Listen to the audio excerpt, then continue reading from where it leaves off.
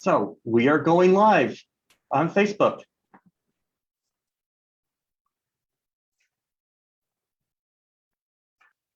Okay, let's see. Can y'all see my screen? Great. Yes.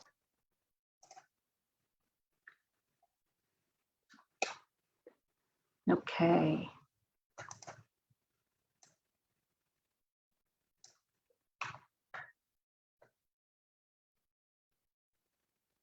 Welcome, everyone. We'll get started in just a minute.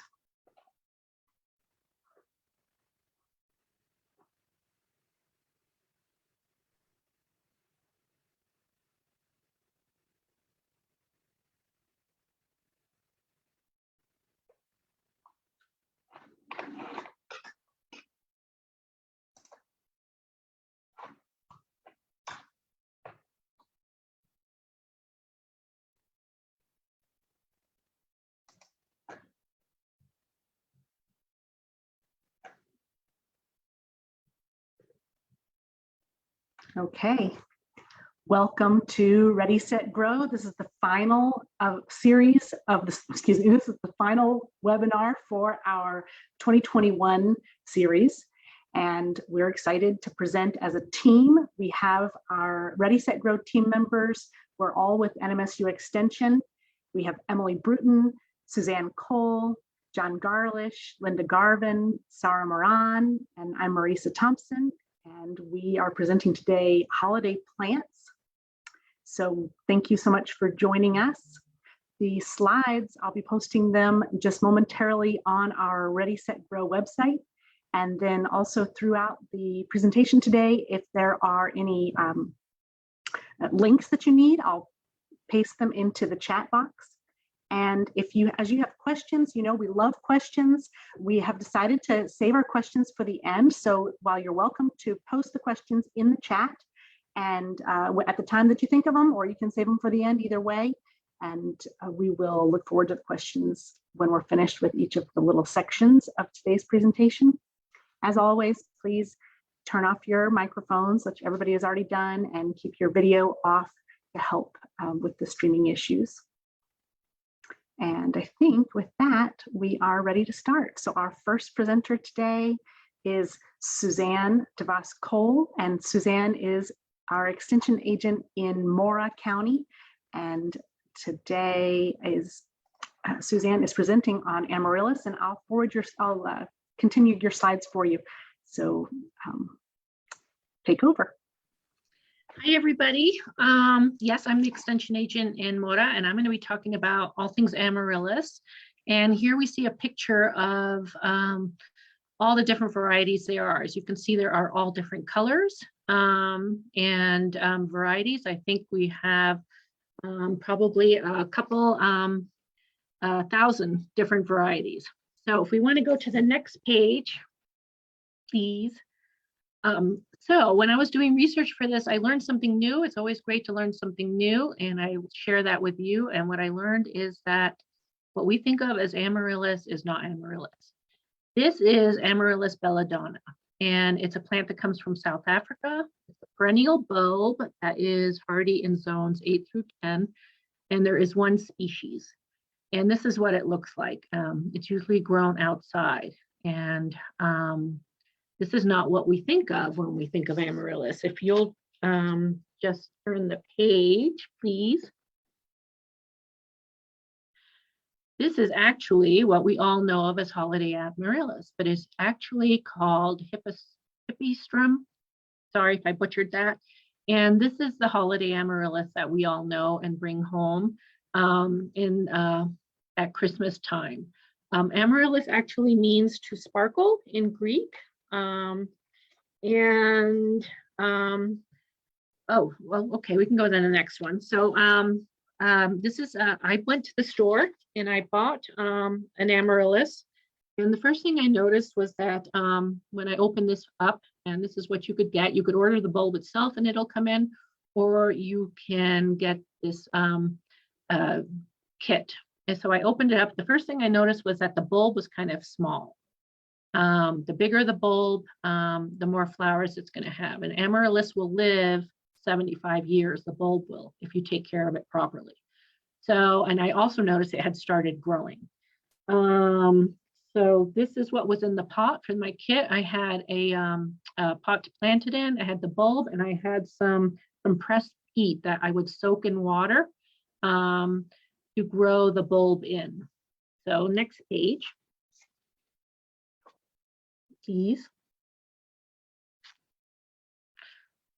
Anyhow, the next page is going to show that I switched out the compressed soil for potting soil because I had some at home. So you can see there was a pot with holes. One of the most important things when you're growing amaryllis is to have good drainage. So this is what I did. I had some potting soil. I had a pot. You can use a clay pot, a black pot, whichever, as long as it had good drainage. And there was my little amaryllis bulb. Next slide, please. And so I placed, what I ended up doing was I placed a bunch of soil in the bottom of the pot. You want to bury 2/3 of the bulb. You want 1/3 to be sticking out of the soil. And the reason is that we don't want any fungus. Fungus is not a friend to amaryllis. It'll kill the bulb. So you want the neck of the plant to be sticking out of the soil. And when you water it, you don't want any water to collect in there or around the top of the bulb, so fungus will grow. So I kept putting soil in the bottom of the pot, and I would put the bulb on top of it to say, okay, when's it going to be about 2/3 out of 2/3 of the bulb out of the soil. And so you can see that's what it looked like when it was finished. And on the right-hand side, it shows that it's growing. This is not my plant, this is another one, and it's a much bigger bulb, so you can see it's going to have 3 flowers. So hippeastrum, or what we know as holiday amaryllis, actually comes from Central and South America, and it grows in very warm climates.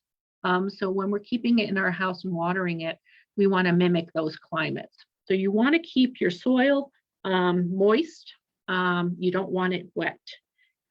So what I did after I planted it, I watered it in, and it's going to take about 3 to 6 weeks to bloom. And an important thing to do is to turn the pot. Next slide, please. So you want to keep the soil moist, not wet. And you want to turn the pot. And this is so that when it's growing the stalk, it'll grow straight.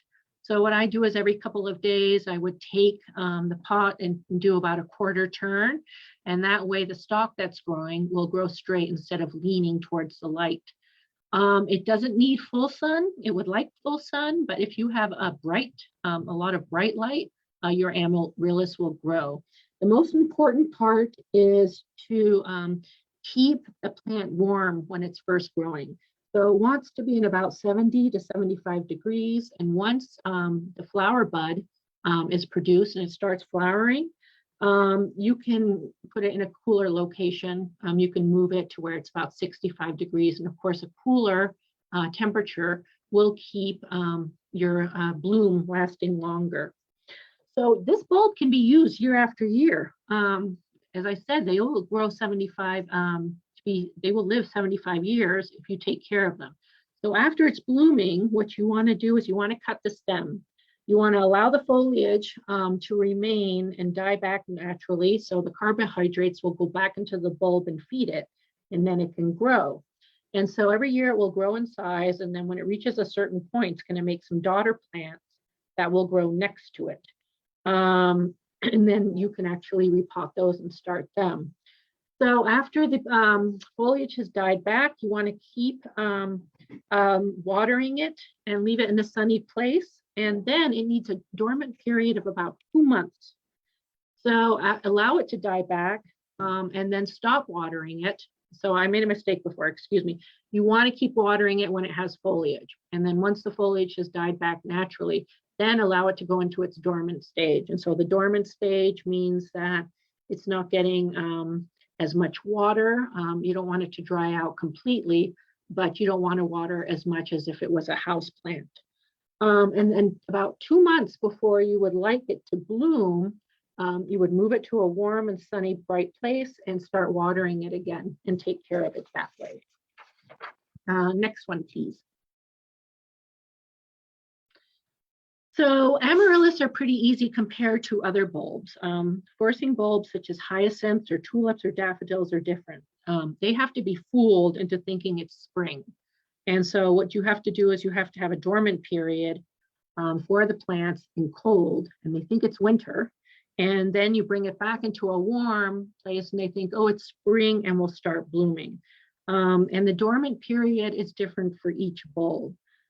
So what I usually do if I'm going to force these is I will pot them up, and you can bury them all the way in the soil. As you'll see from this picture, some are above the soil, some are below.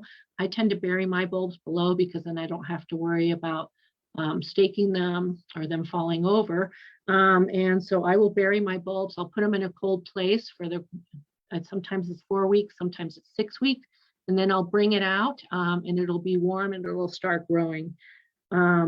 And so you can also force bulbs as well as amaryllis. Amaryllis are just easier. You can just buy them and get going. There isn't as much planning ahead. So there you go. That's the happy world of Hippeastrum / amaryllis. And I hope you'll get one and try it. We're going to save questions for the end, so please put them in the chat. The next person to speak is going to be Emily Bruton, and she is the Socorro agent. She's a single county agent as well, and she's going to be telling us all about holiday rosemary. Thank you, Suzanne. Thank you all for joining us today. I'm going to talk to you a little bit about Christmas rosemary. You can advance to the next slide, please. So I think we all are probably pretty familiar with rosemary. I think a lot of us are probably thinking of it in terms of a culinary herb that a lot of people use for cooking, but it can be used and it's gaining popularity as a mini Christmas tree in the form of a topiary. So rosemary is an aromatic woody shrub that originates from the Mediterranean. And so because it comes from the Mediterranean, there's some things to keep in mind if you buy a Christmas rosemary or you're gifted a Christmas rosemary and you want to keep it alive and healthy.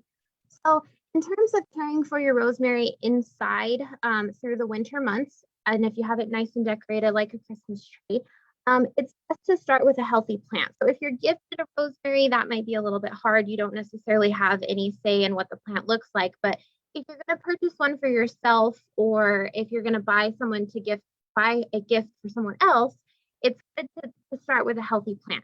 So a couple of things to look out for when you're shopping for these in the store is large areas of brown where the plant has died. And then also, it's best not to have them sitting in water. So like amaryllis, it does like to be drained well. It doesn't like to have wet feet. So a lot of times when you buy these topiaries in the store, they have a secondary container on them, like this little rosemary down here in the middle on the bottom. You can see it has this little white wicker basket around it. And so it's in a secondary container. Likely there's a black plastic container on the inside. And sometimes what happens when they're in these containers is the people that water them in the store, they water them and the water drains through the black plastic container, but then it sits at the bottom of that secondary container and you still have roots sitting in water. So when you're purchasing one, it's best to try to find one that hasn't been sitting in water if you can. So once you have your rosemary, the next thing to think about is reducing climate shock. So most of these topiaries have been grown in a greenhouse. They've been in a very controlled environment. And when they get to the store and then you walk them outside and you take them into your house, there's a lot that changes in terms of their climate. So that's kind of the biggest challenge with these, and where they can get a little bit tricky is we want to try to make the best climate for them and reduce the stress from moving from the greenhouse to your house. So the big things with rosemary, like I was saying, is they need to be well drained. They prefer sun and they like a humid air around them. So first things first, you want to remove the outer packaging if it's like foil or it's some kind of packaging that doesn't allow it to drain. You want it to be in some kind of container that has one or multiple holes in the bottom where it can drain water out. You want to place it in a full sun area, but try to keep it away from any kind of heat source in your house. So try to keep it away from your fireplace or any kind of heat residence in your house because we don't want it to be overheating, and that can cause a little bit more of a dry air. And we're already finding that enough in New Mexico. So the next thing to do is to create a little humidity tray for these guys. So what this is on the bottom right-hand side is just a flat tray that's been filled with pebbles. You can use pebbles, marbles, rocks, whatever is easy for you to have access to. And then you put some water in the bottom of that tray. And then you set your rosemary on top of it, and it's going to have the water evaporate, and it creates a little bit of a humid kind of like microclimate for your rosemary to live in. If you do this, make sure that your water is not over the top of your rocks, because again, we don't want the rosemary sitting in water. We just want to have a place for some water to evaporate around it. Okay, so that's kind of the nitty gritty of caring for these guys inside. You can go to the next slide. So once you've gotten through the winter months and it starts to warm up again, you can start thinking about what you're going to do with your rosemary plant for the rest of the year. So while you can keep your rosemary alive inside, they're not necessarily considered indoor plants. So it might be a good idea for you to go ahead and move them outside. So you can either plant them in the ground outside, or you can leave them in a pot. That's kind of up to you.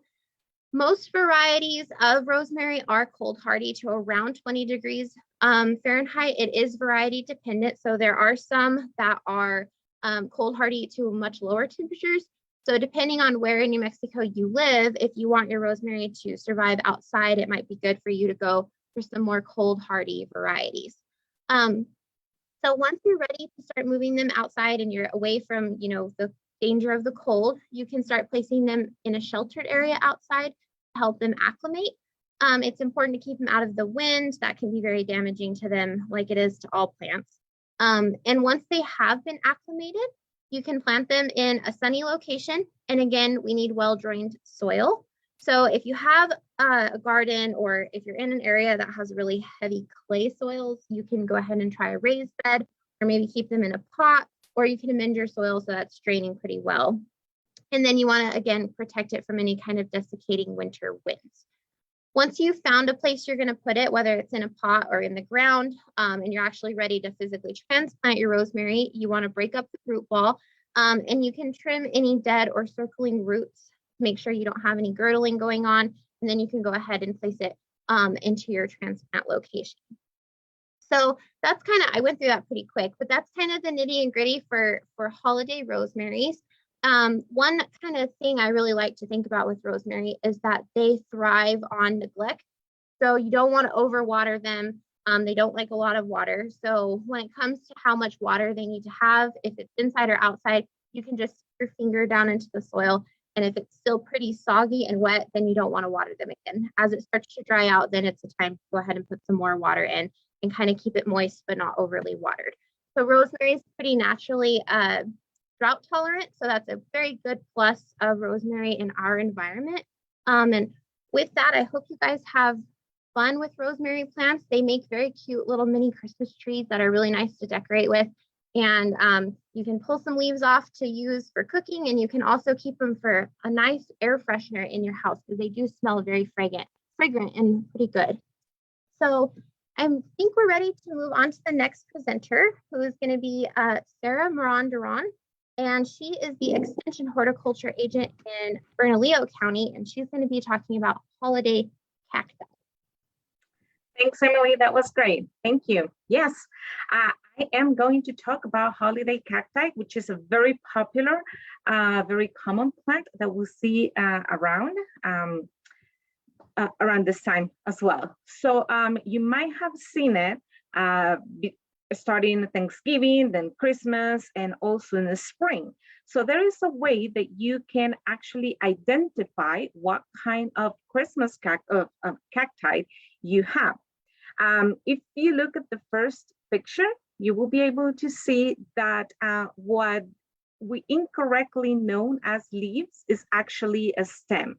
The stem is segmented in these flattened segments And each segment will have a different shape on the edges. So if we look at the Thanksgiving cactus, you will see that there is this teeth-like structure, very pointy, although they are not sharp, but they are very pronounced. So if you don't have the flowers and you see this type of stem, then you are more likely looking at a Thanksgiving cactus. In the middle, you will see the Christmas cactus. Again, the edges, the segments around the edges of the stem are less pronounced, less pointed as well. And that it's a perfect way that we can identify a Christmas cactus. And then we, of course, have the Easter cactus. Again, looking at the edges, you will see that those segments are much less pronounced. So that way you will be able to tell which kind of cactus you will actually be getting. So if we go to the next slide, it is important to know that in order for them to bloom, they need to be exposed to a certain period of light. So Christmas, Thanksgiving, and the spring cactus, they like short days. They are short day plants, which means that the day length is less than 12 hours. So they need to be exposed to less than 10 hours light in order for them to bloom. For the Christmas and Thanksgiving cactus, 6 weeks of short day will trigger flowering. For a spring, they will need to be exposed to a longer short day period of about 12 weeks. The flowering on the Thanksgiving, will be seeing those around mid-November to late December. For Christmas, a bit longer, from late November to early February. We have a wide variety of colors, flower colors like white, red, lavender, and my favorite one, which is the salmon orange. It's a very nice color. For a spring, we will see flowers around March through May. Pink, red flowers tend to be more common. So you can trigger flowering with either Christmas, Thanksgiving, spring at some other times, some other seasons, as long as you kind of manipulate how long of the short day period you will give them. If we go to the next slide, please. We also need to consider that once the flower buds appear, then we can move that plant, we can move that cactus to a warmer area. Sometimes when we do this, we will observe that some of the buds might drop. And this could be due to a variety of factors, like it was too warm temperatures, also too much water, or direct sunlight. The holiday cacti, they do like bright light, but they won't do good on direct sunlight. So don't put it close to a window, just a little far away from the window, as long as they have access to bright light. The plant also should be dry to 1 inch below the surface. If you want to check on this, just stick your finger in the container, see if it's moist or dry, and water accordingly. It is important that it has good drainage as well. So please check on that.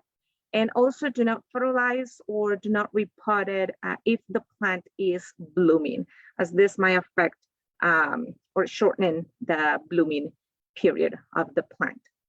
And surprising, the plant seems to do best when the root is bounded. Something that I need to try and see if my cactus will start to do better. But this is a really nice, I personally love holiday cacti. They are very low maintenance. You can water, they are water tolerant as well, so you don't really need to worry about water. They tolerate dry periods, and I think they do good not only as a holiday plant type, but also as an all season, all year round indoor or house plant as well. So again, if you have any questions, feel free to ask in the chat. And that's pretty much all I have. And with that, it is always my pleasure to introduce my colleague and next door office neighbor, John Garlish, and we're going to learn a little bit about Cyclamen. Thank you.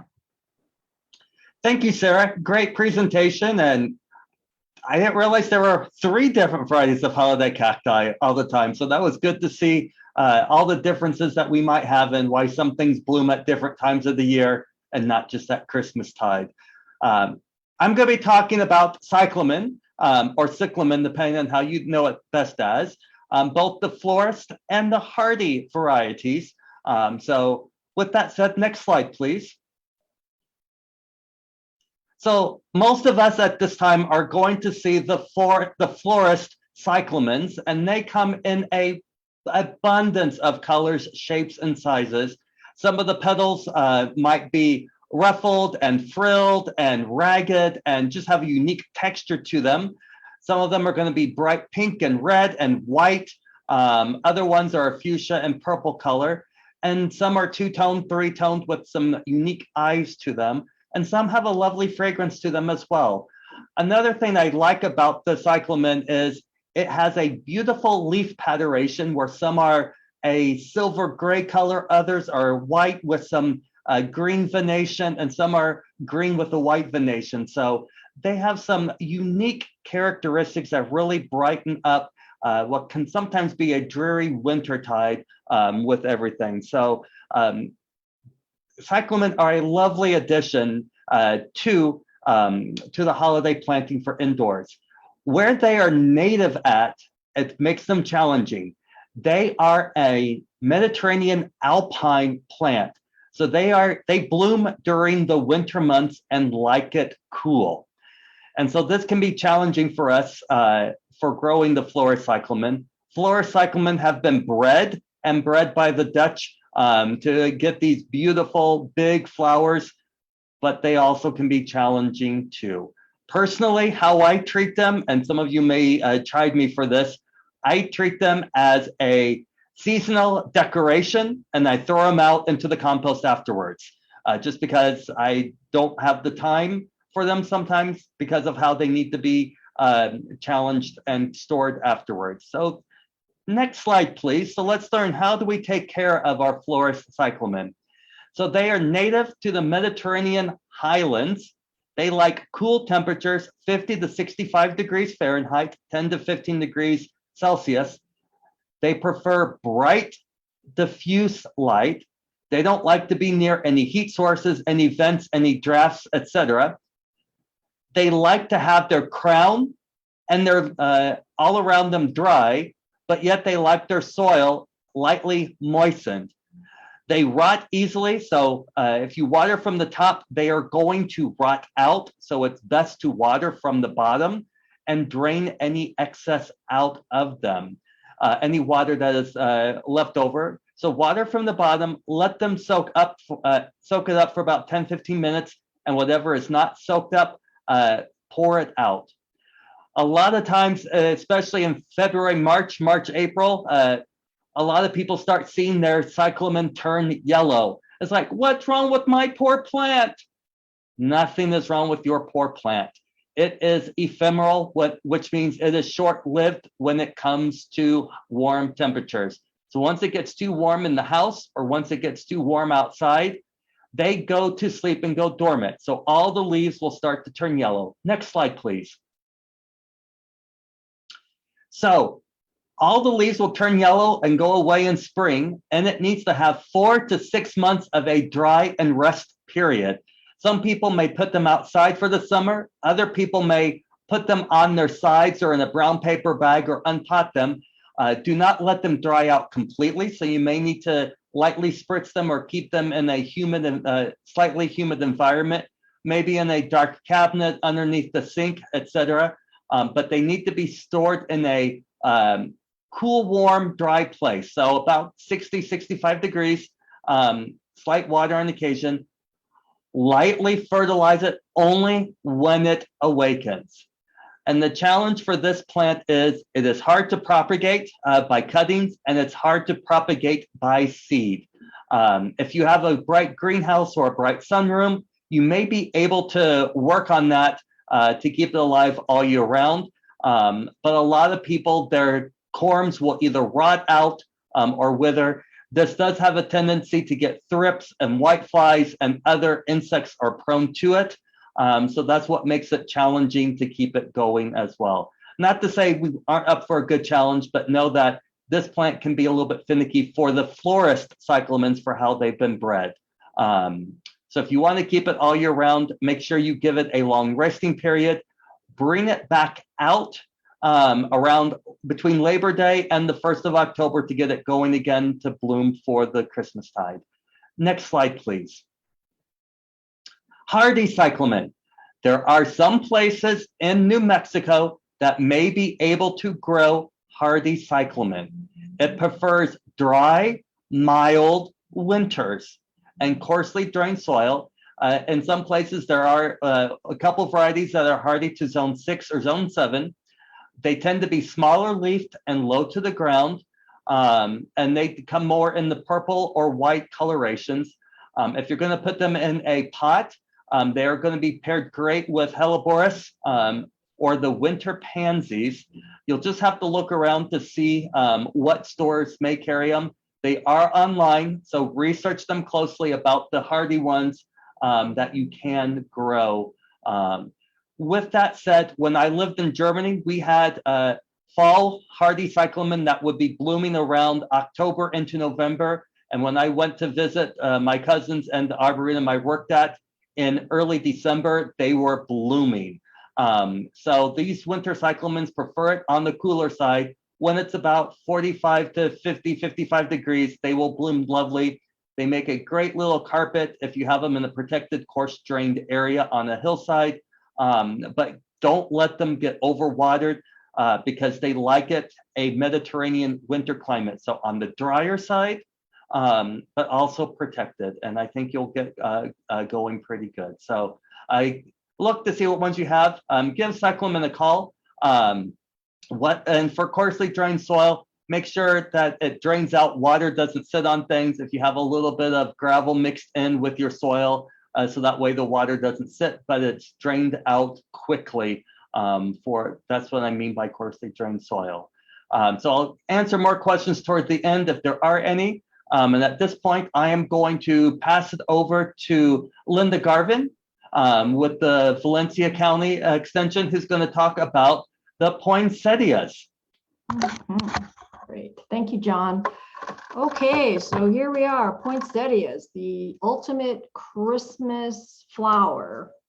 So they have a humble beginning. They're in, yes, next slide, please. Thank you.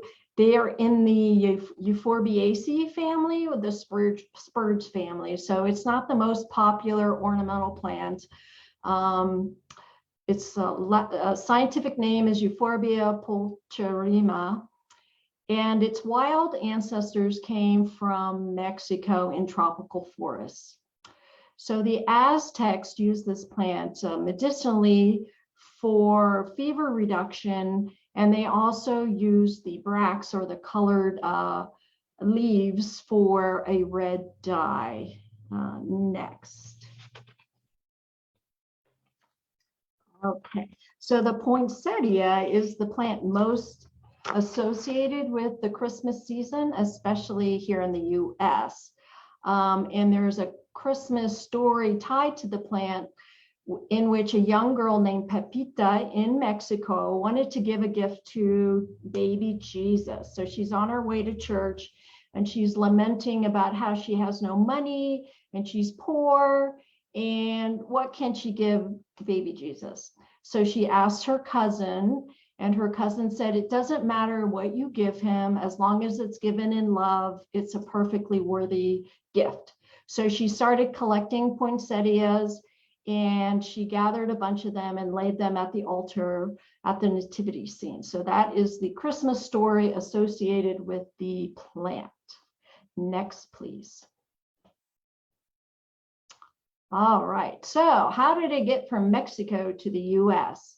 Well, Joel Roberts Poinsett was the first ambassador to Mexico from the US.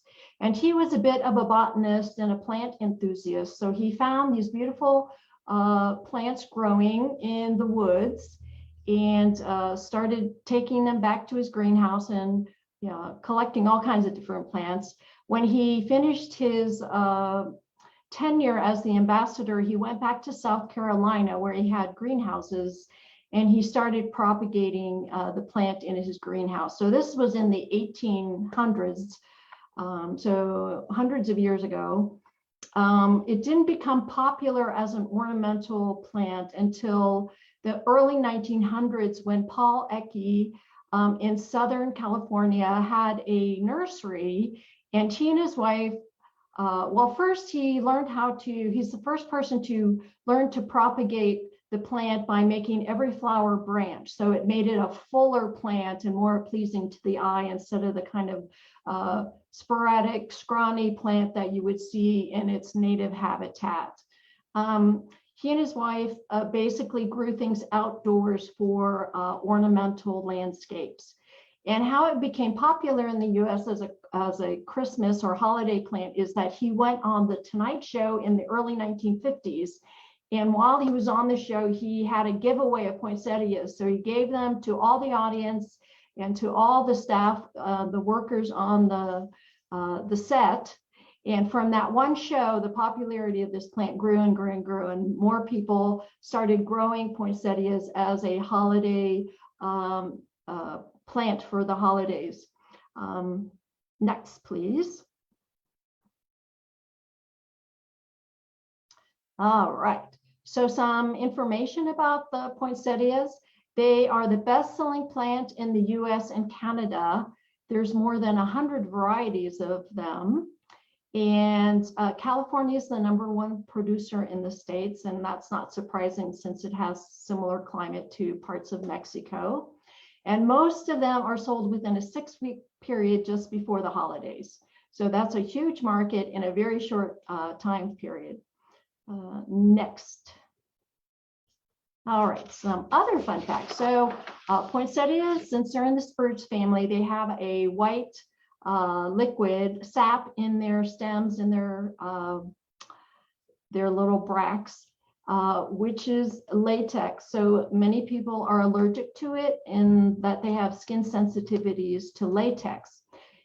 It can also be an issue if your pet, your cat or your dog happens to eat the bracts. Normally, they don't taste good, and most animals won't eat it per se. I think it was Ohio State did a study, and they found that it would take, if a child got into a poinsettia, it would take over, even with having eaten 500 leaves or the colored bracts, it wouldn't kill the child. They probably would get diarrhea and be throwing up, but it wouldn't have any long-term damage to the child. So you'd have to really eat the entire plant maybe to have some really dire health consequences. So it's not considered a poisonous plant, but it is noxious in that it can be a skin irritant. And the leaves or the flower itself is those little yellow kind of fleshy flowers in the center, and they don't even really have any petals. And what you're seeing that's giving the plant color are modified leaves that are called bracts. Next, please. Okay, so what do you do with your poinsettia after the holiday season? Well, every year a friend gives me a poinsettia for Christmas, and last year I just left it on the back windowsill in my back hallway. I forgot to water it, and actually I would water it periodically, like every other month if I remembered, and it was still going like 7 months, 8 months, 9 months later. So they're pretty hardy plants, lucky for them. They are tropical, so they like warmer temperatures. So they don't really do well seasonally in New Mexico. You'd have to bring them in if you wanted them to last the entire year, and I'll tell you more about that. Day temperatures, they're happiest with it between 60 and 70 degrees, which is probably what your average house temperature is during the winter time. At night, they like it a little cooler at 55 degrees. When you buy them, normally they're wrapped in a foil cover over their plastic pot. Be sure to punch holes in the bottom of that foil so that they can drain, and put a saucer under it. That will help them have really good drainage because they are kind of a dry forest plant. So they like well-drained soils as well. To get them to rebloom, if you go through all the trouble of keeping them year after year, I'm like John, I throw them in the compost after a certain point in time. They are short day plants, just like Sarah was talking about for the cacti. So you need to put them into a place where they're completely dark. So you can put them in a dark closet, or actually even cover them if you don't have a space where it's completely dark, between 5 o'clock and 8 o'clock, 5 o'clock p.m. and 8 o'clock a.m. for at least 4 weeks, in order for those bracts to start turning color again. As the season goes on, they'll start turning green. And if you want that color to come back, you need to do this dark treatment for them, for those bracts to retain that original color as when you got them. Any light will keep them from flowering. So it's really important that you have a light-proof covering for them if you're going to do it that way. Next, please. All right, here's some care tips for you. Don't fertilize them while they're in full color, while those bracts are displaying their holiday color. Water only when the soil is dry, so you don't want to overwater them. Keep the bracts from touching cold window panes, so you want to give them some space. Also from touching each other. So if you have several plants in a display, make sure that there's a little separation. The bracts are very delicate. So if they rub against the window, they'll start turning yellow and drop off, or drop off automatically. So they're very delicate, and you want to make sure that they're not touching each other or a cold surface. And keep out of drafts as well. Next. All right. So if you want to know how to keep your poinsettia year after year, it's a pretty involved process. So luckily, Dr. Curtis Smith, who was the hort specialist at NMSU, has a publication on the NMSU publications website page. It's publication H406. And it's called Poinsettia Year After Year. So if you want to keep your plant going, or even learn how to propagate it and make more poinsettias, and maybe do some experiments trying to propagate different colors and varieties, then this publication will help you do that. And so that's all I have to share with you. And I'm going to turn it back over to Marisa.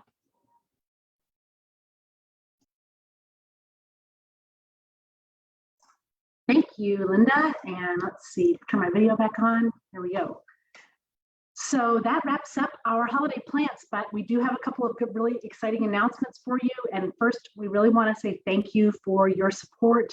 Many of you, we don't know you in person, but we've seen your names again and again coming back to watch this webinar series. And if you're new to just starting to join us, we have some exciting announcements about next year. So thank you very much for your support.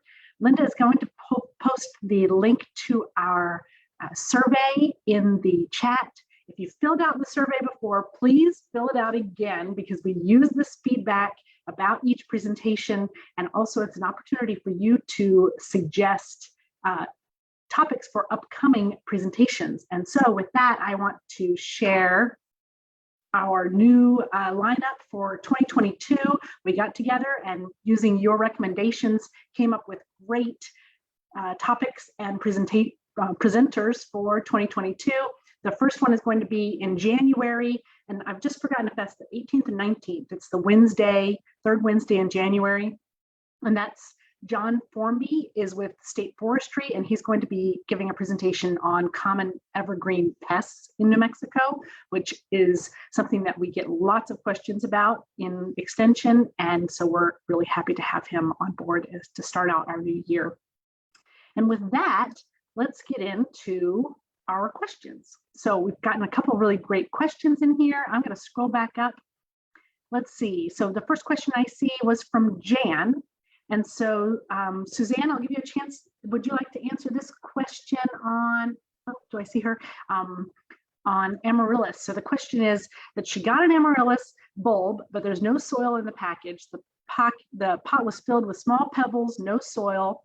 I've kept it watered and it has bloomed. So now should I plant it in soil instead of rocks? So thank you, Marisa. That's growing your amaryllis bulb in stones like that is actually known as the hydroponic method because it's really being grown in water. So you may have seen pictures where it's in a pretty vase and you'll see them with hyacinth bulbs. And I think it's just for aesthetic reasons that people do it. What you can do is after it's bloomed, you could move it into soil. Amaryllis that have been grown in water are not reliably able to bloom the next year. The ones that have been, grown in rocks. So you could move it into soil and try it again for next year, or you could put it in the compost. And I forgot to share some fun facts. So if I can steal like 38 seconds to tell people that United States imports 10 million bulbs a year, amaryllis bulbs. You can start them from seed, but it takes 6 years for them to bloom. They're hardy to zone. They're hardy in zone 9 through 11. There are 90 species and 600 cultivars, and that's all she wrote about amaryllis. Wow. I did have one in Las Cruces in my yard that I planted in the yard and would come back year after year. The leaves would come back, but I don't think it every year flowered again reliably. But I didn't take special care of it or anything. But very interesting. Thank you. Okay, so another question. The next question I have in my list is from Jane, and I think this one will be for Sarah. This was a question about a holiday cactus at the garden center plant sale that I should have bought, but the blooms were small and produced on the sides of the lobes, which were rounded. Do you have any idea what that might be called? The only thing that I'm thinking is that it could be another segment from the stem. I don't think it was a flower bud because they tend to grow at the tip of the stem. So I'm thinking it could be, another segment of the stem itself. Okay, all right, thank you. Okay, and then also for Sarah, from Dorothy, what's considered warm temperatures for Christmas cactus or for holiday cactus? Yeah, I was reading through my notes and it say that cool temperatures are considered around 55, 60, 70. So I will say anything above 70 degrees, it could be a warmer temperature for cactus. Yeah. Okay, yep. And then so then another question from Veronica about Christmas cactus and Thanksgiving cactus. She says she has both, but neither has bloomed in over a year. They're in a room that gets southern light, are kept away from the drafts. What am I doing wrong? Yeah, that's Veronica, I feel you, I hear you. I have one, it's really small. It hasn't bloomed in over 2 years.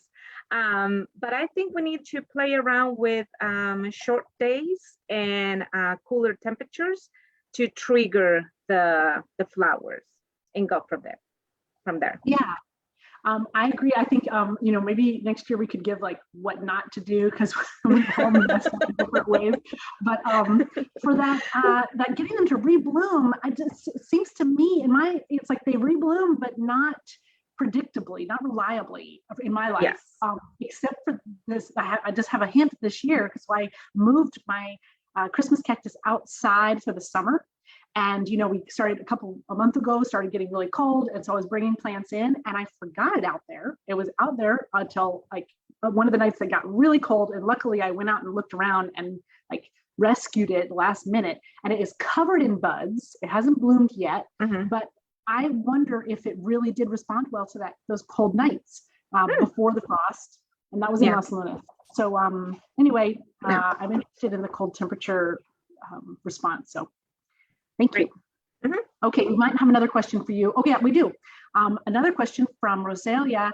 Is it normal for Thanksgiving cactus to get a rust color on the pad closest to or under the soil? I don't think it is. You might want to check moisture in your soil, like how often you're watering. But if it's just one spot, if the rest is doing fine, like if it hasn't spread further, I think you're okay. Just again, check on the moisture on your soil. Yeah. Yeah. Check before you water. I was thinking about that, and if rust color, I think maybe I'm imagining like an orangey color. If it's more of a tan, then sometimes the lower stems get a little bit woody, and that's okay.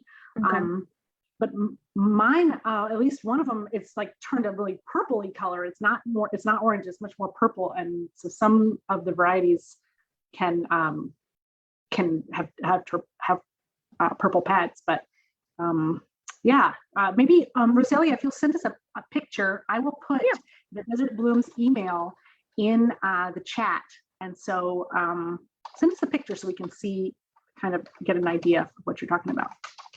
Okay, so then the next question is, let's see. Oh, I think we have another holiday cacti question. So from Marianne, 2 Thanksgiving cacti in hanging pots in the north window. The cats won't leave them alone in the south window.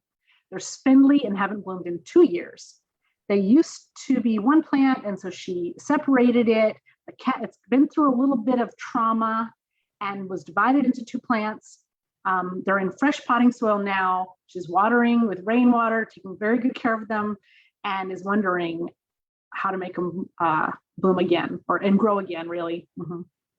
Yeah. I think we might need a support group on cactus not blooming. But anyways, I will say that if it's still alive, at least my philosophy is if it's still alive, there's still hope. So, just give it some time, be patient, make sure that it has good drainage. Again, let's do some experiment with the short days, cool temperatures to see if we can trigger some of the buds, some of the flower buds. And it will be interesting if you can give us a follow-up, of what to do and if that works as well. But yeah, just continue caring for it, make sure it has good drainage, allow for some period of dryness, and water properly. Yeah. Thank you. Okay, the next question is from Diane. This one is for John. John, you mentioned you were talking about pansies, and when you said winter pansies, is that a variety, or is there a spring pansy or a summer pansy? Yeah.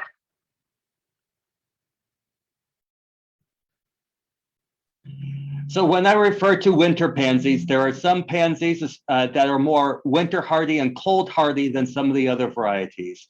And so you'll just have to find the ones that are more cold tolerant. Many pansies are cold tolerant, but there's some that withstand the winter months better than others. And for us in Albuquerque, maybe those that are in Socorro or Las Cruces, and we have a milder winter, so we can have pansies out all winter long. They can take a little bit of frost and snow and bloom just fine. Great, thank you. And then also, I think, John, this will be, this is for you. Dorothy was asking, and you answered it in your presentation, what is coarse drained soil? Can you go into a little bit more detail about why you use those terms? So coarse drained and well drained are similar to each other, but coarse drains means it drains out faster, not just well drained, but it gets away from the roots quicker. So when I say coarsely drained, that means the water will go through, but it will run out quicker and away from the roots and not just set. So coarsely drained. Well drained means water will come out at a relatively easy rate versus other things. So coarsely drained just means water will flow through quicker and away from the roots. Great, thank you. All right, I see a question from Dorothy for Emily, and then the next question is going to be for Sarah again with holiday cacti. So Emily, the question was, what if my rosemary's soil is wet And so what do you do now? Is there any way to, I guess Dorothy's asking, do you just let it dry out or should you try to speed it up in some way? I would say definitely let it dry. You don't want it to go completely dry, but let it start to get drier. And make sure that it's in a well-drained pot. That'll help it maybe dry a little bit faster. And if you're having trouble with watering, and if it is in a pot and you're having trouble with watering and it's staying really wet, you can always do the watering from the bottom method that John talked a little bit about, where you set the pot in water and it has to have holes in the bottom, and let it pull water up from the bottom and then let it drain. So yeah. And Dorothy, I was wondering, I just wanted to be sure, I think you're talking about a potted plant, but so one thing I've noticed is that the house plants of mine that are in colder rooms, I barely have to water them. They're really, don't need as much. And so maybe putting it in a warmer spot just to help the soil dry out, the plant to transpire and the soil dry out a little bit, then move it back to where you want it. That's maybe gonna help too. Okay, and then the best type of soil for holiday cacti. Sada, would you like to answer this about soil? This is from Rosalia. Sure. Yeah. I think it's something that has good drainage capability, but at the same time, it can keep some of the moisture. I believe at this stores, local nurseries, you can find like cactus, succulent, mixed type, and those should be fine to use. Yeah. Just make sure also that your container has the appropriate drainage holes as well. Yep, it's like some containers, you look at it, you know that it's made for a house plant, and so it should have holes, and you don't think to check until you get it home and then find out that it doesn't have holes in the bottom. So that is a recipe disaster. Yeah. Well, I think that's all of our questions for now. Does anybody else see any others? I think we've got them all. Y'all are wonderful. This has been a really great year for our Ready, Set, Grow team. We have a fun time putting this on, and we really appreciate all of you for coming back each month now to learn with us. Marie, we got one more last question in. Oh, good. Oh, thank you, Dorothy. Do rosemary plants need lots of root room?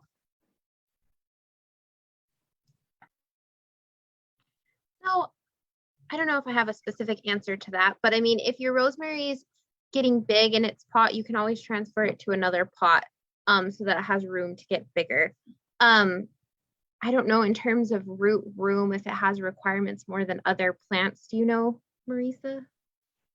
I can't think of any specifics for rosemary. I do know that sometimes they're grown as bonsai, so that's a hint that they can be restricted. Anybody else? You want to err on the side of getting a little bit more towards root boundness, but not let them swimming in the pot either. So kind of in that in between. Yep, that makes sense to me too. And to me, it seems like a lot of times a houseplant needs to be repotted, not necessarily because of the root boundness, but because the soil at the bottom is kind of like it's saturated, or it's just holding water too much. And so repotting can help, even if it's not a rooting issue sometimes.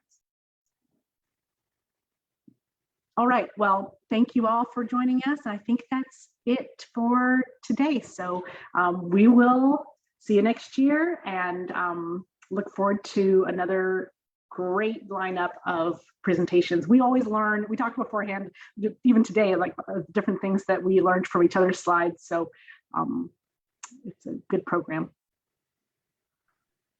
Thank you.